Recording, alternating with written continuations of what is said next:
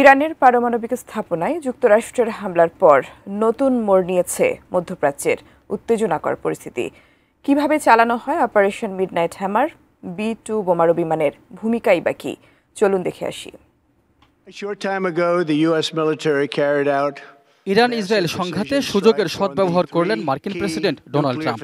ইরানের 3টি পরমাণু স্থাপনা গুড়িয়ে দেওয়ার সিদ্ধান্ত নেন একক ক্ষমতা বলে। শনিবার রাতের আধারে চালানো হয় রুদ্ধশ্বাস অপারেশন মিডনাইট হ্যামার।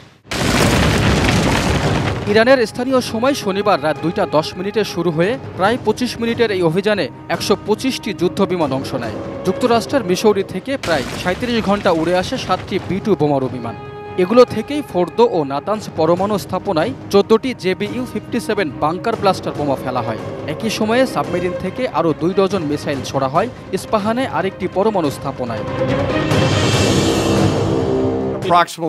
যুক্তরাষ্ট্রের জয়েন্ট চিফস অফ স্টাফের চেয়ারম্যান জেনারেল ড্যান কেইন জানান, শত্রুপক্ষকে বিভ্রান্ত করতে B-2 স্টিলথ বোমারু বিমানের বহরটি পশ্চিম দিকে রওনা দেয়।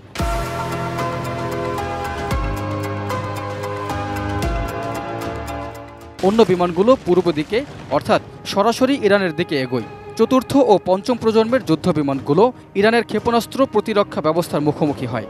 এই ফাঁকে কোনো বাধা ছাড়াই পারমাণবিক স্থাপনাগুলোতে বোমা ফেলে B-2 স্টিলথ বোম্বারগুলো। একমাত্র যুক্তরাষ্ট্রের কাছেই আছে B-2 স্টিলথ বোমারু বিমান।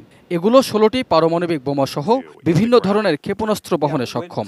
তবে এর বিশেষ বৈশিষ্ট্য বাংকার ব্লাস্টার বা JBU-57 বোমা বহনে সক্ষমতা, যেগুলোর এক একটির ওজন প্রায় 13,600 কেজি।